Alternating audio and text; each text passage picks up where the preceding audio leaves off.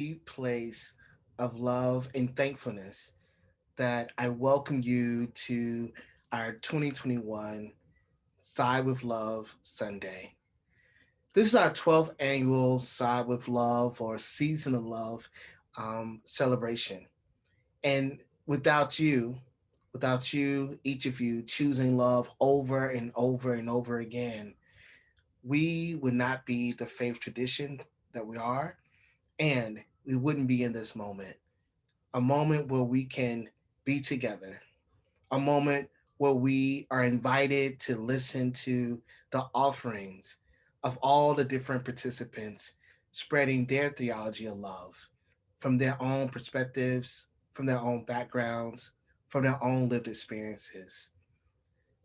At the same time, it is a call. It is a call and response to us to really embody, to live into love, to live into the values or practices associated with the UU faith, to be in right relationship with movement at this moment. I always say to myself and even to my son Elijah, I ask us, what is love calling us to do? In this moment, as you enjoy and listen and absorb and allow yourself to be changed by the words you'll hear from the wonderful people um, that will be coming up next.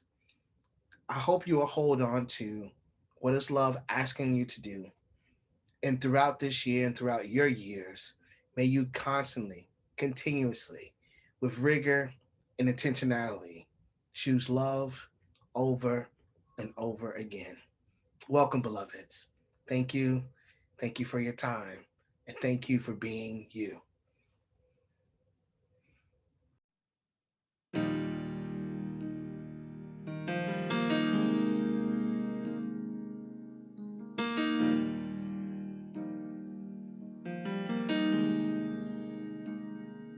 This is a holy moment.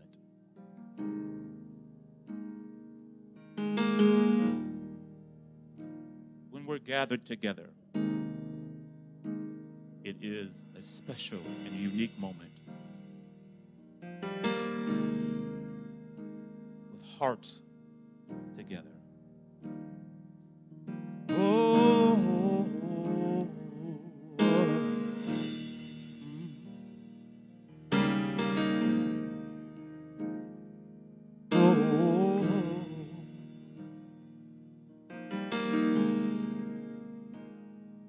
When our heart is in a holy place, when our heart is in a holy place, we are blessed with love and amazing grace. When our heart is in a holy place. Sing it with us, would you?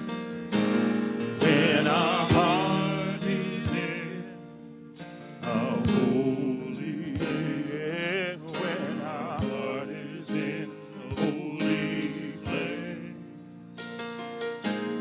we are blessed with love and amazing. Our heart is in a holy place. Rick, would you sing that verse for us? When we trust the wisdom in each of us, every color, every creed and kind, when we see our faces in each other's eyes, then our heart is in a holy place. Everybody sing when our heart is in a holy place. When our heart is in a holy place, we are blessed with love. Can you feel it? And amazing grace. When our heart is in a holy place. When our heart is in a holy place. When our heart is in a holy place. We are blessed with love and amazing grace. When our heart is in a holy place.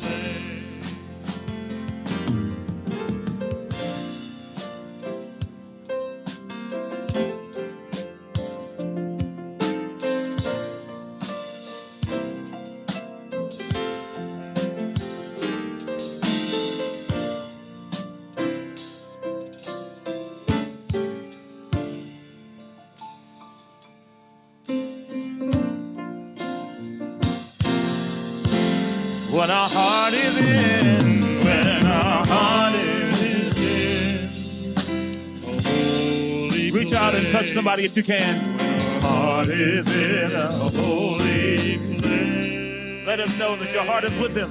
We are blessed with love and amazing grace. When our heart is in a holy place. When our heart is in a holy place. When our heart is in a holy place. We are blessed with love and amazing grace. When our heart is in holy place.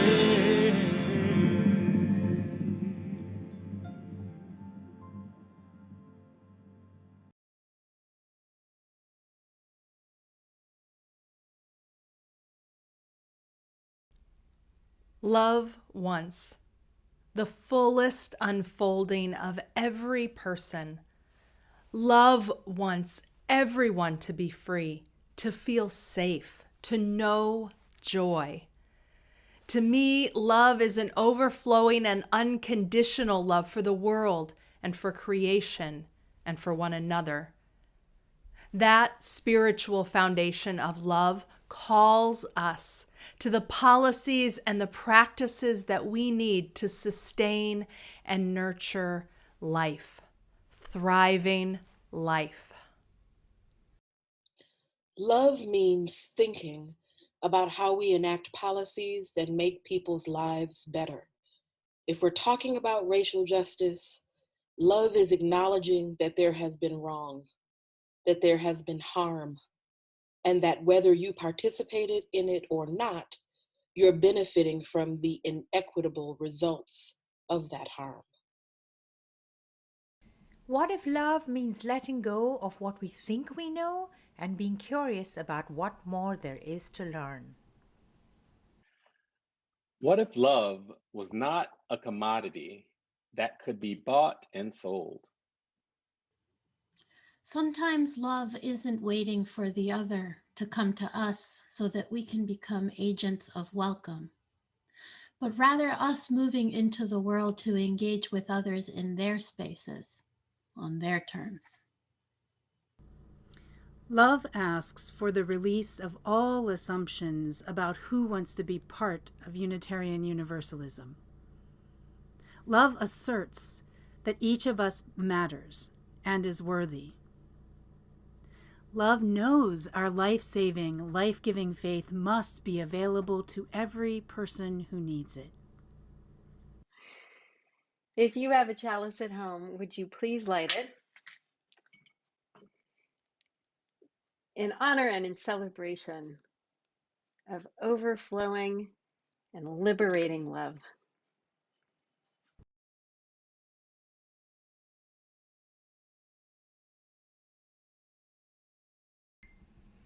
My name is Tuli, and I have a story for you. In a little bit, you are going to hear about how there came to be an agreement between some inhabitants of the earth. An agreement is sometimes called a promise or a contract or even a covenant. All these words mean similar things, that two or more people or animals or others have come together and agreed on something. And not necessarily two or more people. Sometimes we have to have an agreement within ourselves, with ourselves. and it can be hard to come to an agreement. Think of a time when this might have been for you. Perhaps you wanted to play Legos, but your friend did not. Perhaps you wanted to pretend play to be on a ship and your brother or sister wanted to read a book. Or maybe you witnessed someone doing something and you wanted to convince them to not do it. How did it work out? Did you have to give up what you were doing? Did the other person have to? It can be hard, right? Sometimes, even after we have reached an agreement and decided how to work or play together, it might not be carried out and more disagreement might arise. And we might feel very hurt and upset.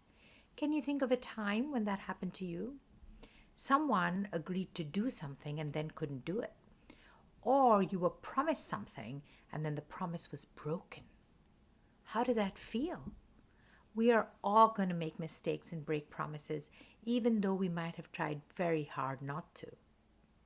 What makes this even more complicated is that there might be another person who is hurt by what we decide or agree to. We might not even see them or know that they are being affected. As Unitarian Universalists, it's important for us to try again and again to come to new agreements and to understand how we were hurt or might have hurt someone else. We might even carry our hurt with us for a long time. And we might have to be open to hearing that we have caused hurt, even though we didn't mean to. But we can try to work hard to repair the damage that might have been done, either to us or by us. In fact, this is an obligation, something we have to try to do. Sometimes this can be tiring and take a really long time, and we might have to give up something or have the other person give up something. We can make new agreements and begin anew. As you listen to what's coming up, think about what each of the creatures had to do to come to this new agreement. The Agreement by Barry Lopez. One time, before there were any people walking around this valley, there were bear people. There were also salmon people. The bear people had an agreement with the salmon people. The salmon would come upriver every fall, and the bear would acknowledge this and take what they needed. This is the way it was with everything. Everyone lived by certain agreements and courtesies. But the salmon people and the bear people had no agreement with the river. It had been overlooked. No one thought it was even necessary. Well, it was. One fall, the river pulled itself back into the shore trees and wouldn't let the salmon enter from the ocean. Whenever they would try, the river would pull back and leave the salmon stranded on the beach. There was a long argument, a lot of talk. Finally, the river let the salmon enter. But when the salmon got up into this country where the bears lived, the river began to run in two directions at once, north on one side, south on the other, roaring, heaving white water and rolling big boulders up on the banks. Then the river was suddenly still. The salmon were afraid to move. The bears were standing behind the trees looking out. The river said in the middle of all this silence that there had to be an agreement. No one could just do something, whatever they wanted. You just don't take someone for granted. So for several days they spoke about it. The salmon said who they were and where they came from, and the bears spoke about what they did, what powers they had been given, and the river spoke about its agreement with the rain and the wind and the crayfish. Everybody said what they needed and what they would give away. Then a very odd thing happened. The river said it loved the salmon. No one had ever said anything like this before. No one had taken this chance. It was an honesty that pleased everyone. It made for a very deep agreement among them. Well, they were able to reach an understanding about their obligations to each other, and so everyone went their way. This remains unchanged. Time has nothing to do with this. This is not a story. When you feel the river shuddering against your legs, you are feeling the presence of all these agreements.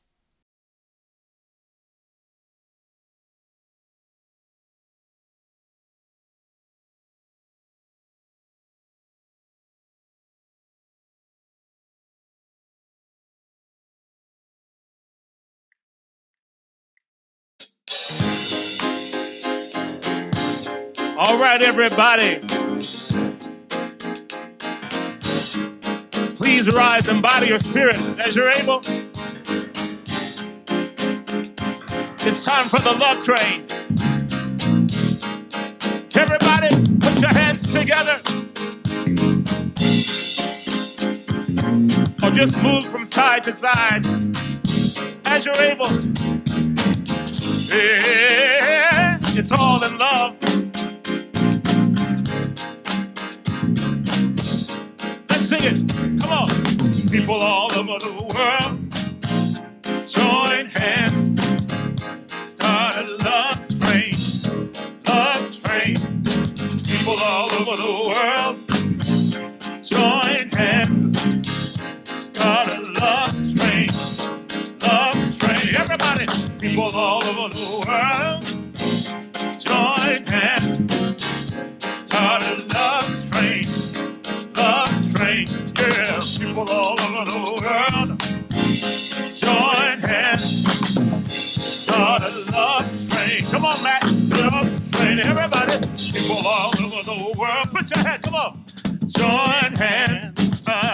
Start a love train. Love train. Whoa. People all over the world. Yeah.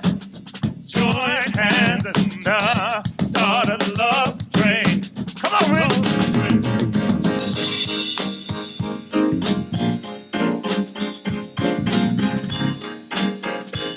Yes, sir.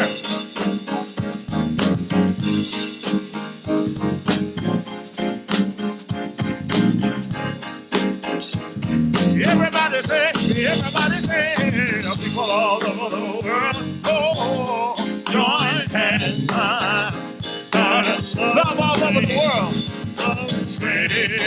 People all over the world, join hands, start a love. One more time.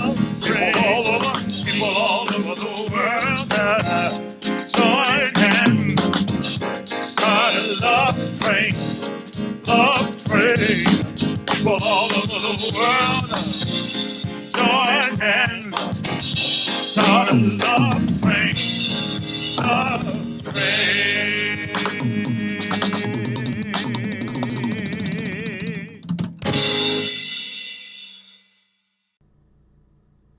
My name is Laura Conkle, and you may use they, them pronouns to refer to me. I'm so glad you're here with me and my trans and non-binary, queer, disabled, surviving poverty, first generation with access to college, self. Welcome, dear ones. Welcome, welcome, welcome. We are here, yes. And there's so much that fractures our we. In Unitarian Universalism, our assumptions about each other so often fracture our sense of we. I wish for us to love on and heal our we. And so, I want to talk to all of my disabled UU siblings, my trans and non-binary UU siblings, and my UU siblings who are surviving poverty. My world makes so much more sense when I'm with y'all.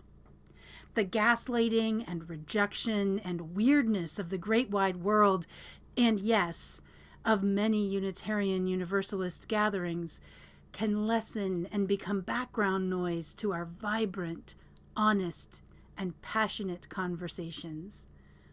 When we're together, I can slow down and relax. I can work with y'all to make sure more folks are included.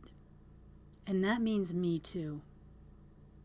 I want you to know how much I love your ways of being. I love your being. I love how you use your imagination to discover and create ways to survive. And I wish with all my heart and soul you didn't have to. We are trans and non-binary and disabled and surviving poverty. And we know we need to navigate a dominant culture that is more toxic to us than anything else. We know we must build community and culture that values our lived experiences and nurtures our survival. We know we are practicing the rejection of ableism and transphobia and elitism and ageism and homophobia and racism and all exclusion. Oh, and I love how we already know that inclusion means all of us, and hospitality means honoring folks as their full selves.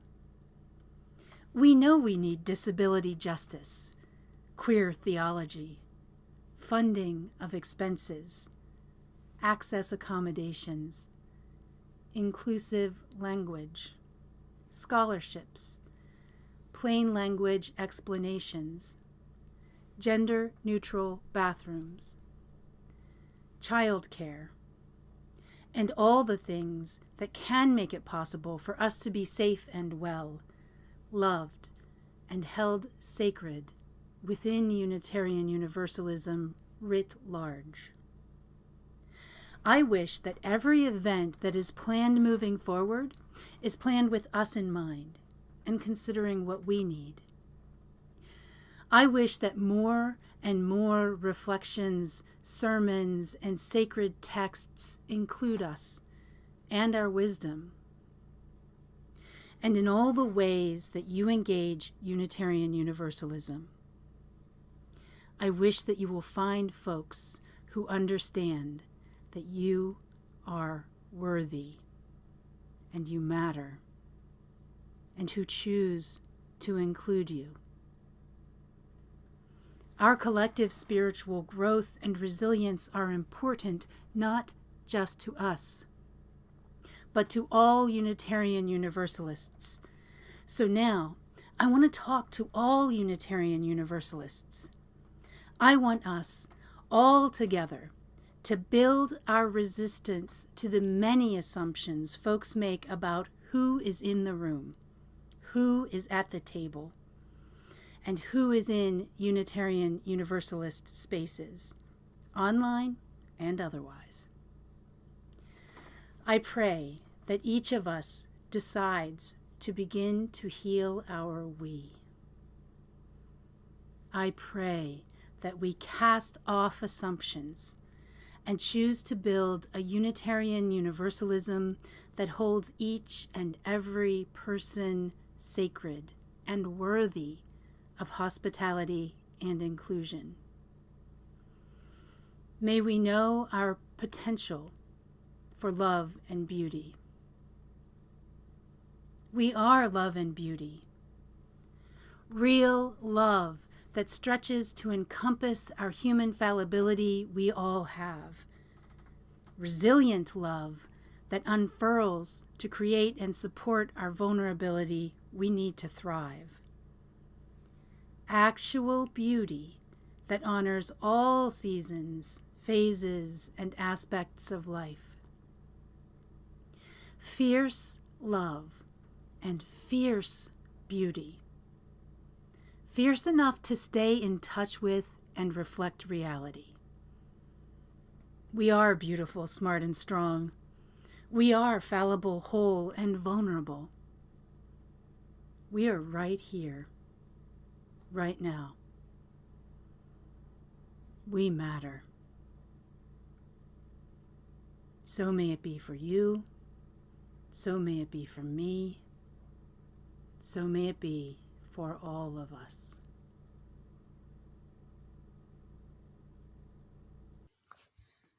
I love me a good anti-racism workshop.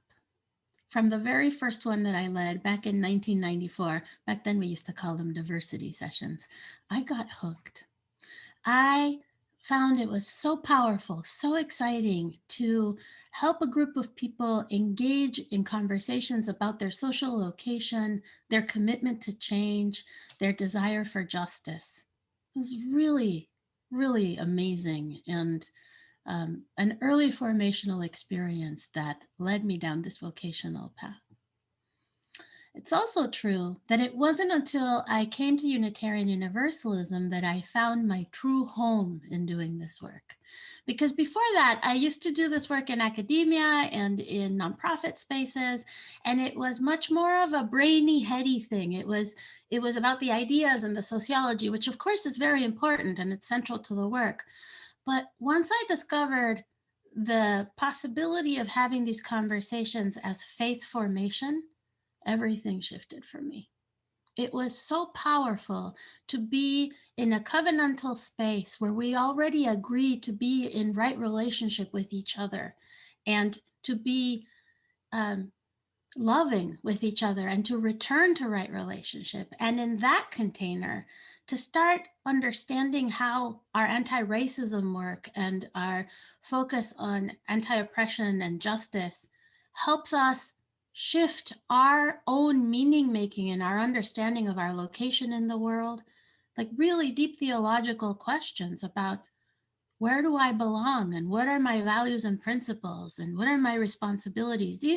These questions engaged in a faith context are completely different.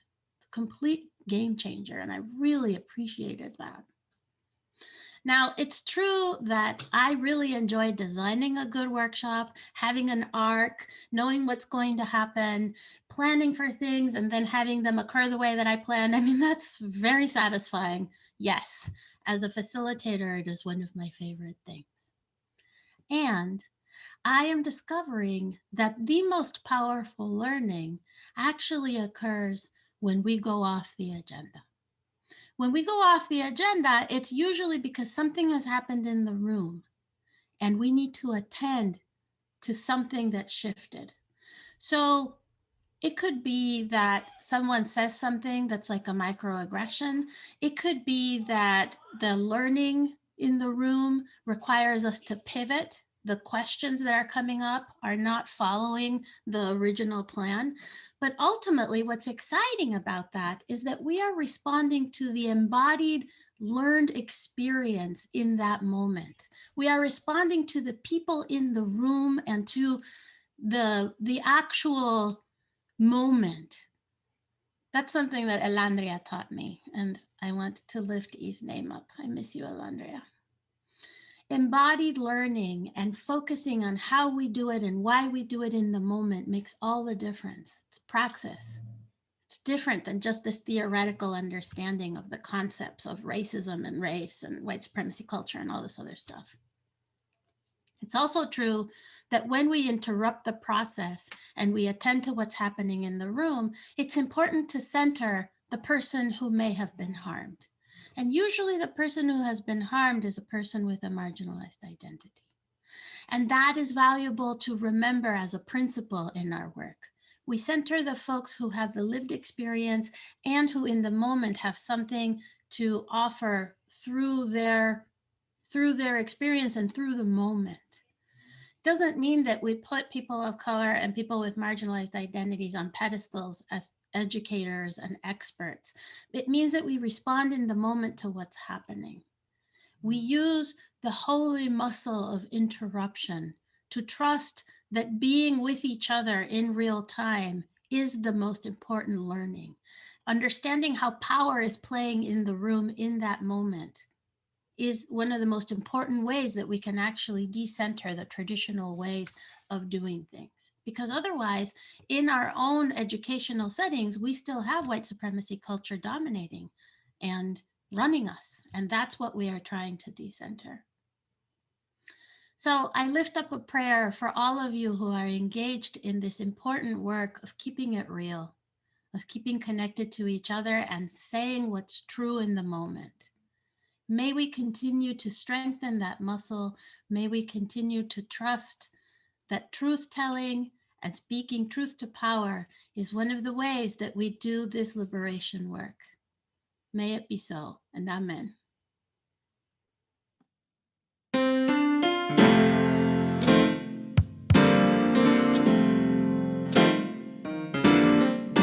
I'm so glad we all have a guide. And that guide is love. Look over and tell somebody near you, that guide is love. Yeah.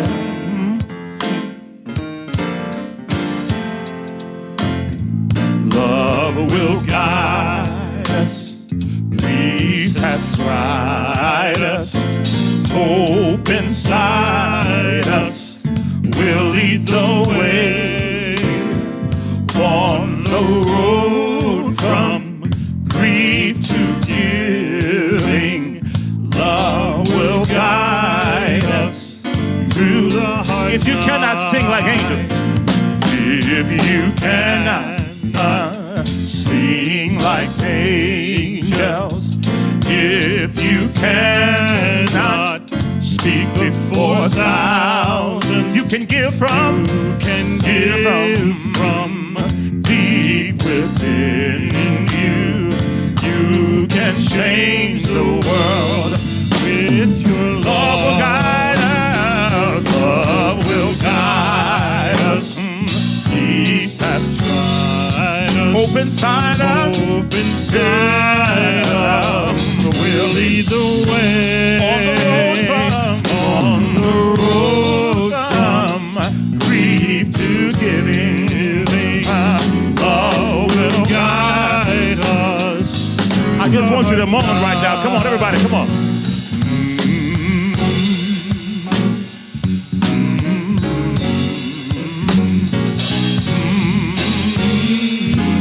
Yes.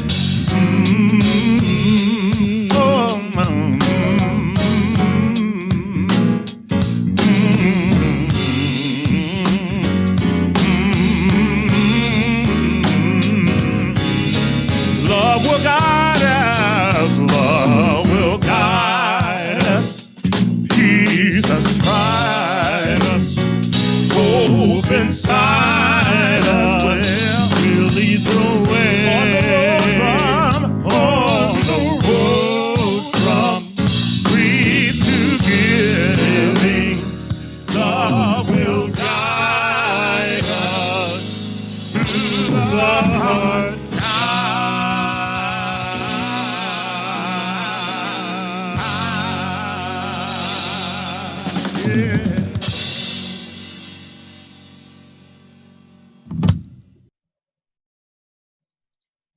You know, in every moment, even if it doesn't feel like it, life is giving us an invitation. I really believe that. I really believe that in every moment, life is giving us an invitation to do the things that are the most loving and life affirming. And that doing the loving and life affirming thing is always the answer when you don't know what to do or if you're feeling unsure. There's always a moment of invitation to rethink or reevaluate. We're being invited into this cosmic dance of renewal and joy and justice, but you have to make the justice. It doesn't just show up without our participation or our effort. Things don't get better just by us waiting for them to happen. We all have to engage in the better making from wherever we are, and each moment presents an invitation for us to do that. I don't want us to forget that, even if, like me, you are tired or feeling frustrated or feeling unsure, the invitation to participate in life in a manner that is about living our values, living love and justice is still there, no matter what else is going on. Ask yourself, what's the most loving, life-affirming thing that I can do in this moment for myself or for other people?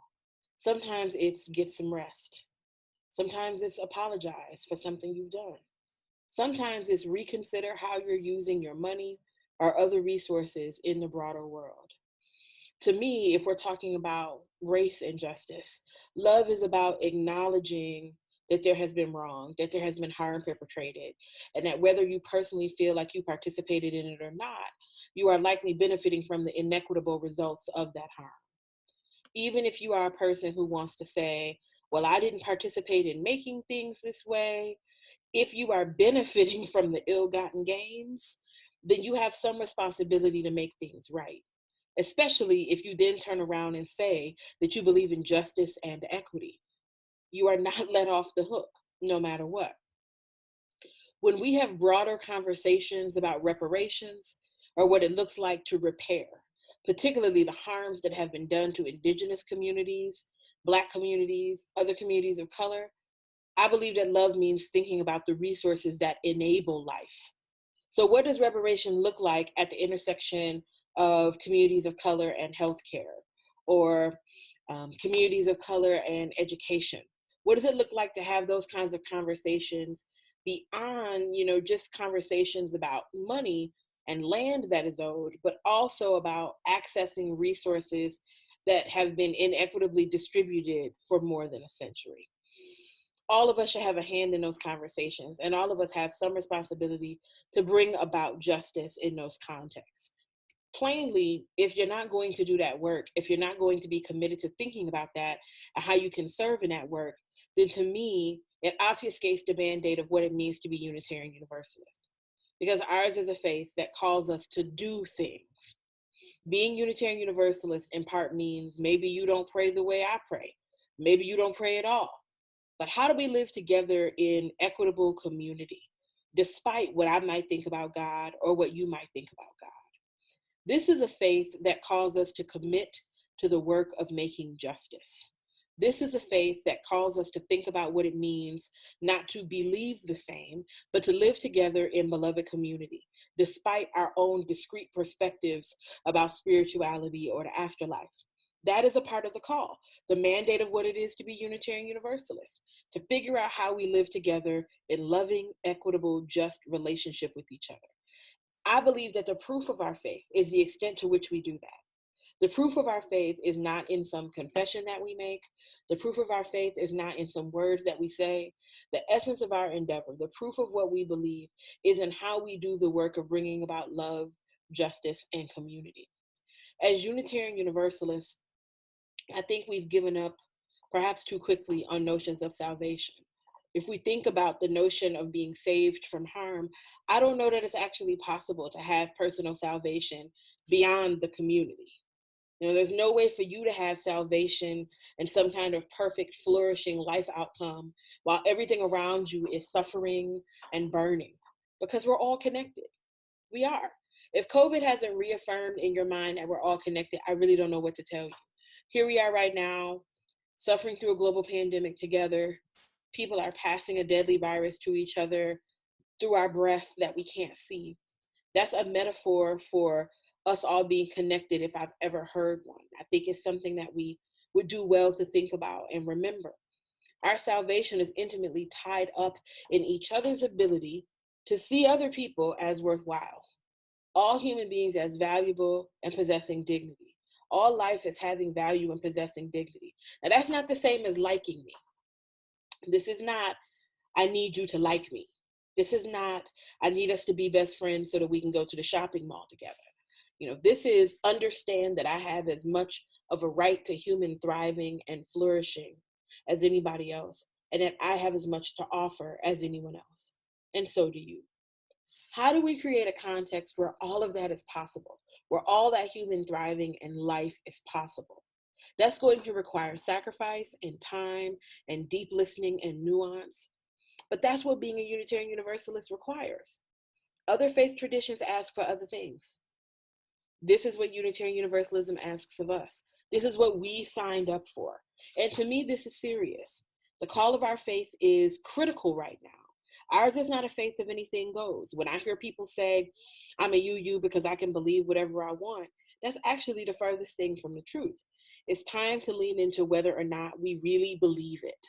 Or are we just saying it to give ourselves the illusion of faith community? So we can feel like we have some kind of faith tradition. Do we really believe in the values of our faith enough to enact them in the larger world in a manner that is bold and clear and unequivocal? People need to know, especially in this moment, what our commitments are. And if we're going to say that we are a faith that is committed to justice, equity, and compassion in human relations, we have to actually do that. It's not just about saying the thing, we have to do the thing. Frankly, I'd feel better if we did less saying and more doing. I need us to have the collective maturity now to do what it is our faith asks us to do. Amen. Amen. Ashe. Love is asking something of us, and Unitarian Universalism is demanding something of us. It can be a lot to take the thoughts that are moving through our mind and to let them trickle down and integrate into our hearts, into our spirits. Let's go there now. Our worship service is shifting into a time of devotion and contemplation, where we can be alone with ourselves, with the breath, and with that which is larger than us.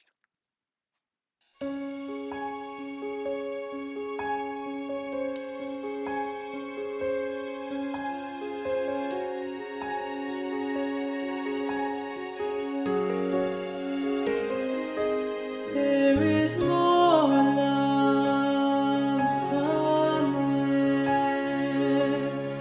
There is more love somewhere. I'm gonna keep on till I find it. There is more love somewhere.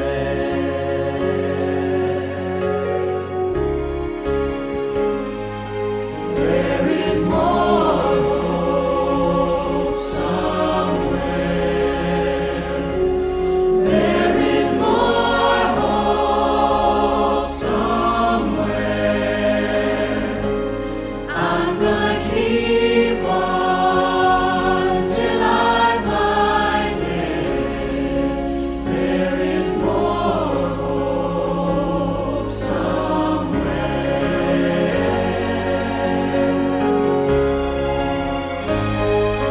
There is more joy somewhere. There is more joy somewhere. I'm gonna keep on till I find it. I'm gonna keep on till I find it. I'm gonna keep on till I find it. There is more joy somewhere.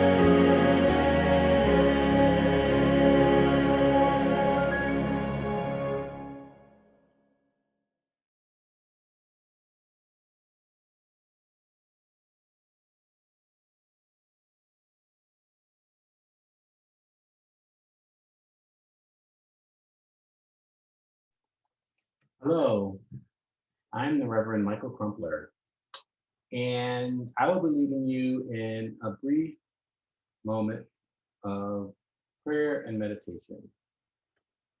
So let's begin by ensuring that you are comfortable and relaxed wherever you are, whether at your desk or on your couch or on the floor. If you would just, relax your shoulders. Breathe in, breathe out. Loosen your jaw.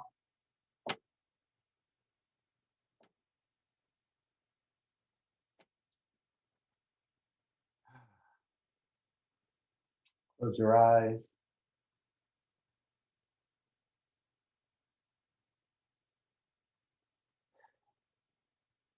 And think about all that you are experiencing in the world.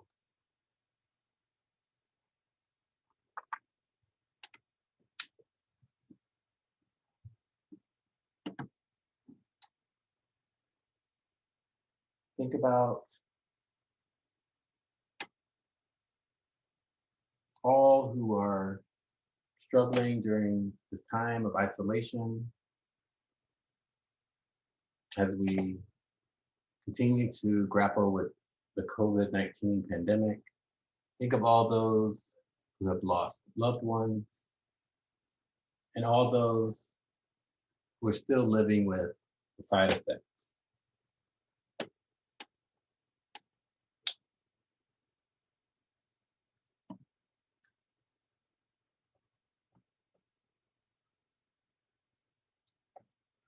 Think of those who are still traumatized by the events of January 6th.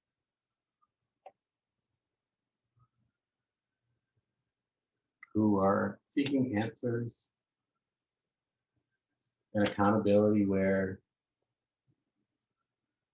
there is none.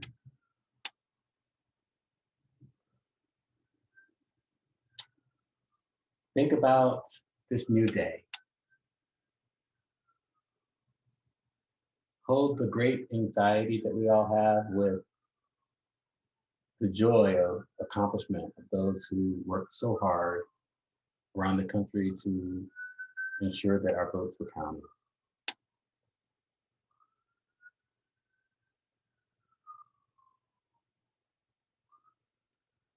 Now come back to yourself and your home and your family and all that you have to do. May you be well, may you be blessed.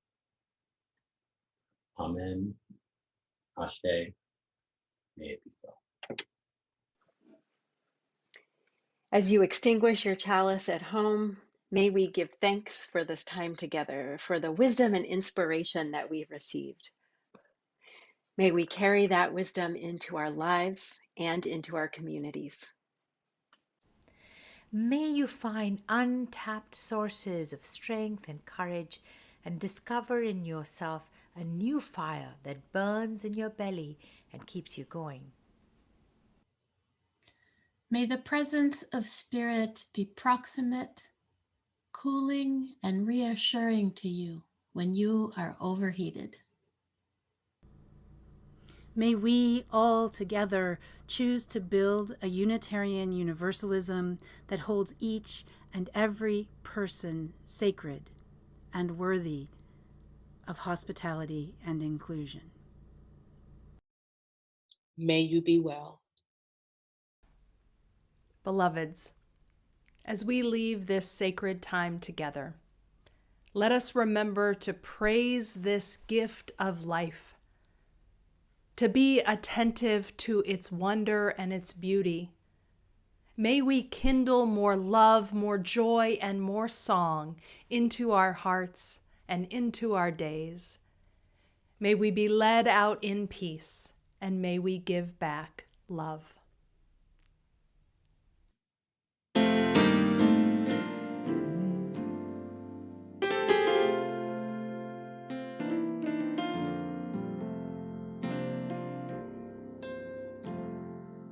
Sometimes in our life, we all have pain, we all have sorrow. But if we are wise, we know that there's always tomorrow. Lean on me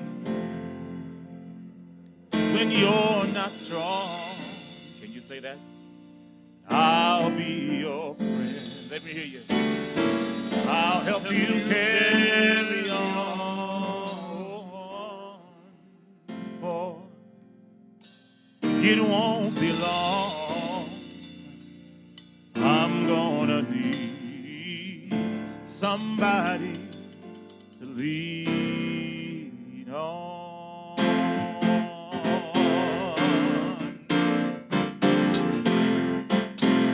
Lean on me.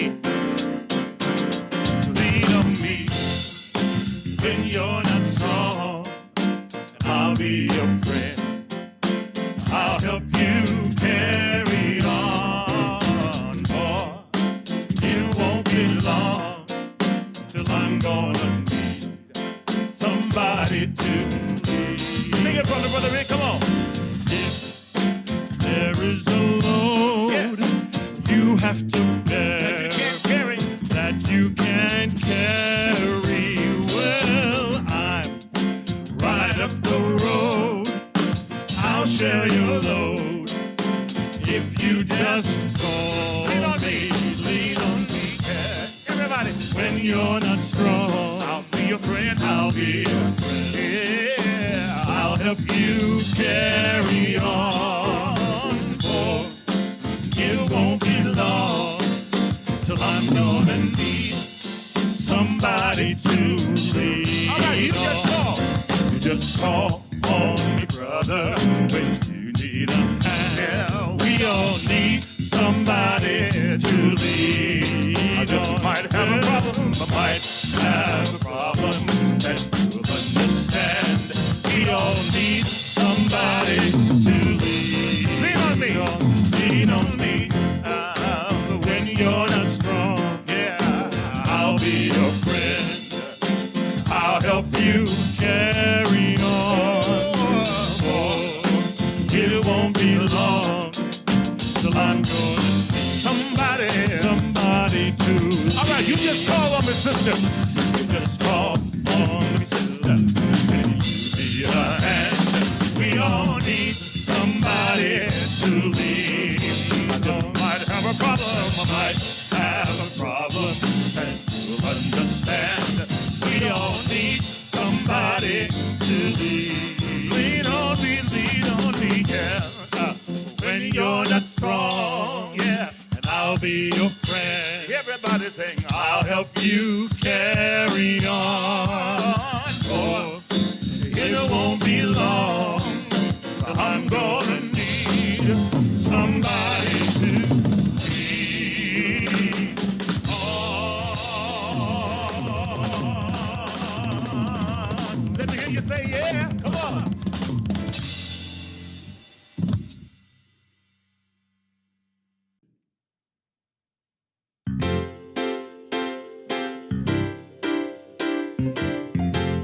Many of you recognize it already. It is truly all we need. I want you to sing it with us. Come on. All you need is love. Yeah. All you need is love. All you need is love. Love. Love is all you need. Everybody sing. All you need is love. Yeah. I love it, Rick. All you need is love. All you need is love. Love. Love is all you Do it like need. this. Love, love, love. Love, love, love. Love, love, love. Everybody say love, love, love. Love, love, love. Love, love. Put your hands together. All you need is love. Yeah. All you need is love. All you need is love. Love is all you need. All you need is love. All you need is love. Do it, Rick. All you need is love. Love, yeah. Love is all you need.